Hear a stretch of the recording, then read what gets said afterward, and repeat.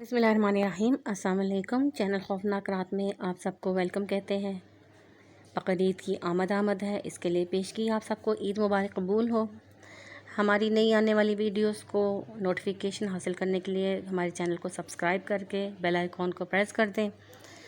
आज हम आपके साथ जो वाक़यात शेयर करने जा रहे हैं, ये कुछ छोटे छोटे मुख्तसर से वाक़यात हैं, खौफनाक वाक़यात जो हमारे साथ शेयर किए हैं हमारे लिसनर्स ने और हमारे रिलेटिव्स ने।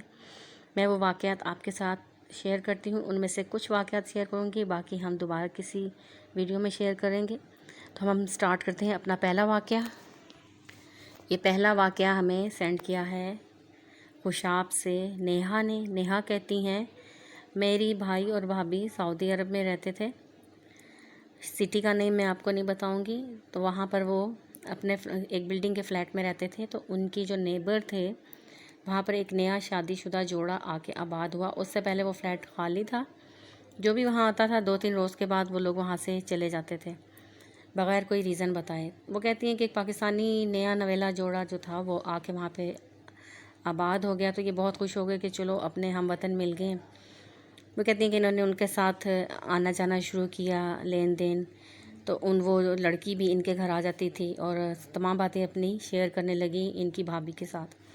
नेहा कहती है, एक दिन वो लड़की बहुत परेशान थी। तो मेरी भाभी ने पूछा कि क्या मसला है आपको, क्यों आप परेशान हैं, हम आपके अपने हम वतन हैं, तो आप हमारे साथ अपनी बात शेयर कर सकती हैं। वो कहने लगी कि जब मैं यहाँ पर आई हूँ तो 2-3 रोज़ के बाद ऐसा हुआ कि सुबह के टाइम मैं नाश्ता बना रही थी, मेरे हस्बैंड ने ऑफ़िस जाना था। तो मैंने देखा कि मेरे हस्बैंड मेरे पास आए और कहने लगे कि मुझे नाश्ता दे दो, मुझे जल्दी निकलना है। मैंने जल्दी से उनको ऑमलेट और पराठा दिया और साथ में चाय का कप रख दिया। उसके बाद मैं अपना कप निकालने के लिए चाय मैं लेकर आ गई केतली के पास। इतने में मेरे हस्बैंड आए मेरे पास और कहने लगे कि मुझे नाश्ता दे दो, मैंने जल्दी निकलना है। तो मैंने कहा, मैंने तो आपको अभी नाश्ता दिया। वो कहने लगे कि नहीं, तुमने मुझे नाश्ता नहीं दिया, मैं तो अभी अभी रूम से तैयार होकर आया। जब मैंने पीछे मुड़कर देखा तो चेयर पे कोई भी नहीं था और मैंने नाश्ता जो था वहाँ पर मैं रख चुकी हुई थी। मैं बहुत ज़्यादा हैरान होगी कि शायद ये मेरे कोई अपना जहन का फतूर है। मैंने इस चीज़ पर ज़्यादा तवज्जो ना की। लेकिन 2-4 रोज़ के बाद ऐसा हुआ कि मेरे शोहर किसी काम से अपने एक दोस्त के साथ शहर से बाहर गए हुए थे।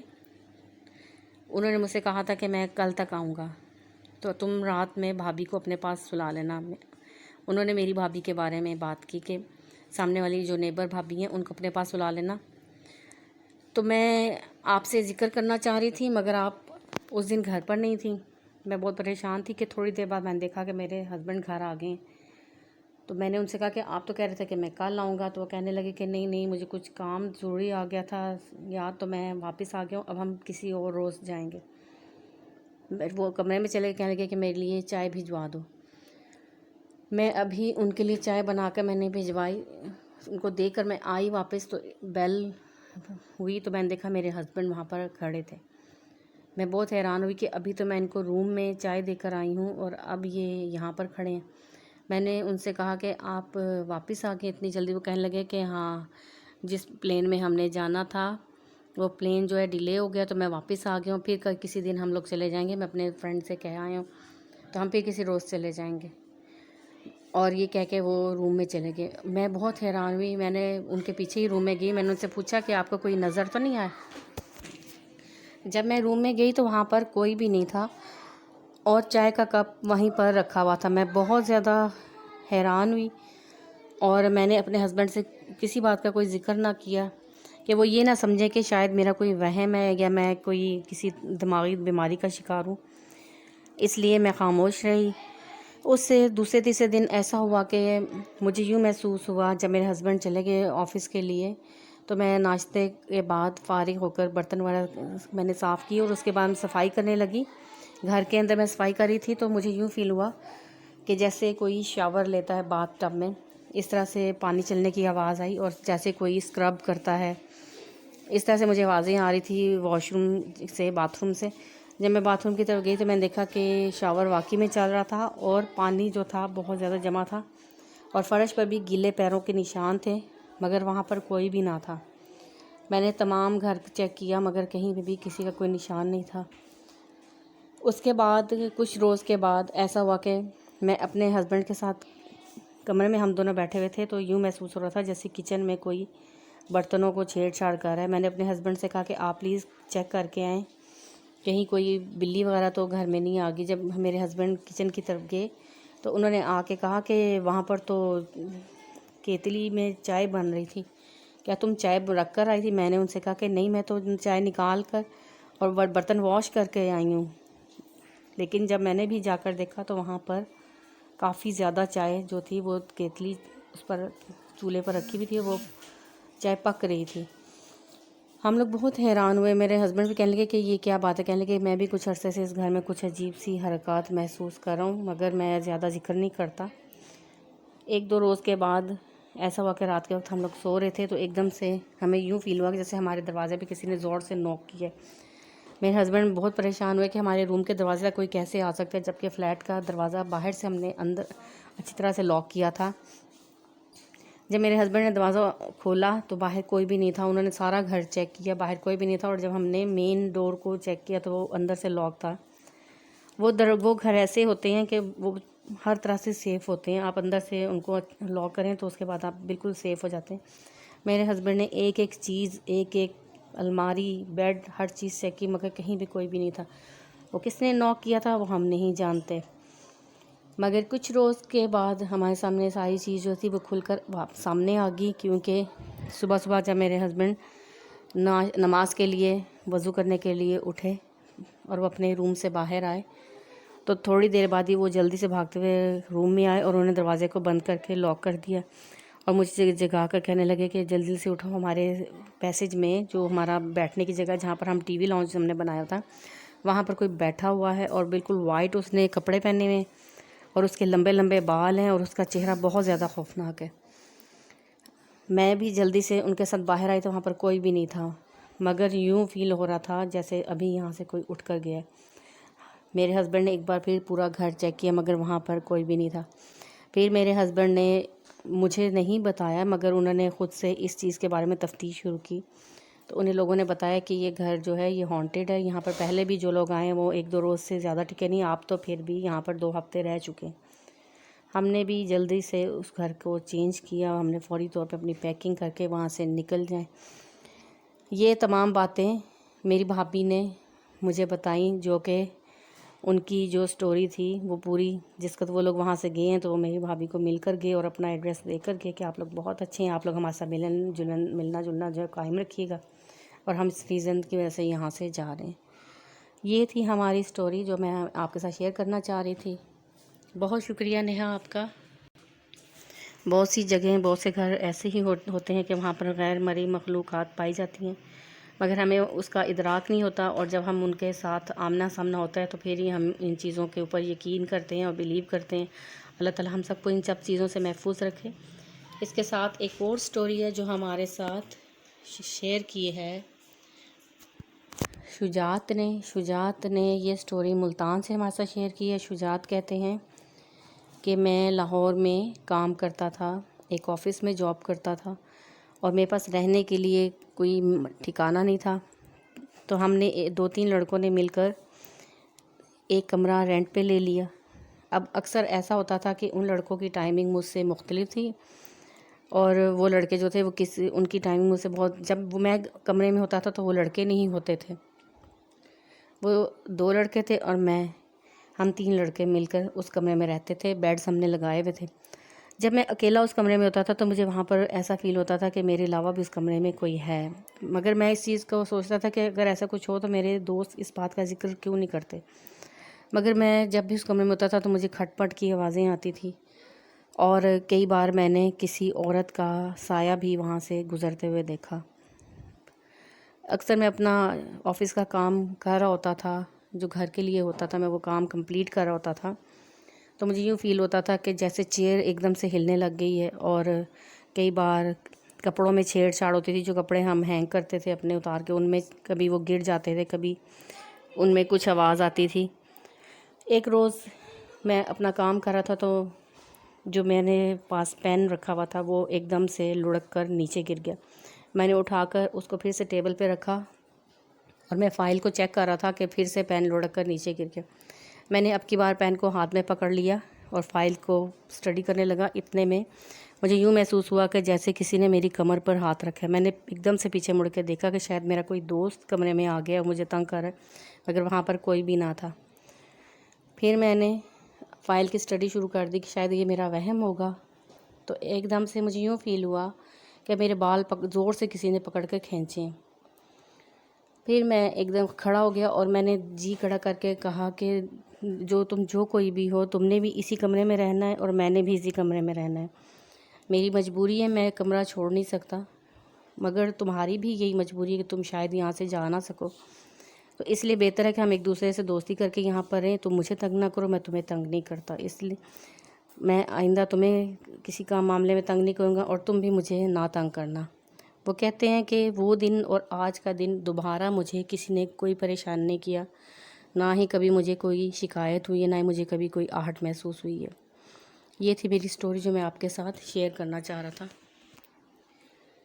یہ تیسری سٹوری ہمارے ساتھ انڈیا سے شیئر کی ہے سلطانہ نے۔ سلطانہ کہتی ہیں کہ یہ میرے نانا ابا کے دور کی بات ہے، جب انڈیا پاکستان بنا تھا اس زمانے کی بات ہے کہ میرے نانا ابا پاکستان آنا چاہ رہے تھے، انہوں نے سامان وغیرہ باندھ لیا تھا، مگر ایک روز ان کی خواب میں ایک نورانی چہرے والے بزرگ آئے اور کہنے لگے کہ ہم تمہارے گھر میں، ہمارا پورا خاندان قیام پذیر ہے، تم لوگ بہت اچھے اور نیک ہو اور ہم نہیں چاہتے کہ تم لوگ یہ گھر چھوڑ کر جاؤ، اس لیے تم اسی گھر میں رہو، ہم انشاءاللہ کسی بھی مصیبت کو تم تک نہیں پہنچنے دیں گے اور تم محفوظ رہو گے، تم اپنے بچوں کے ساتھ ادھر ہی رہو۔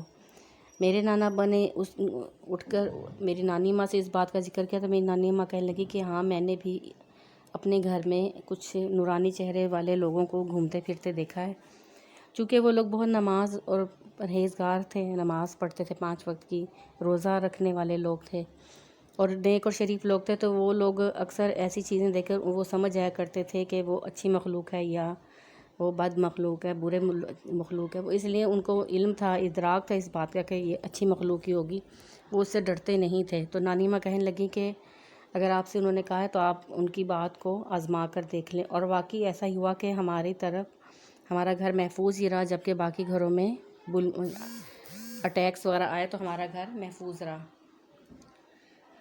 تب سے ہم لوگ وہیں پر رہتے ہیں، اسی گھر میں۔ ہمارے نانا ابا اور نانی امی کی وفات کے بعد ہم نے اس گھر کو اچھے طریقے سے بنا لیا۔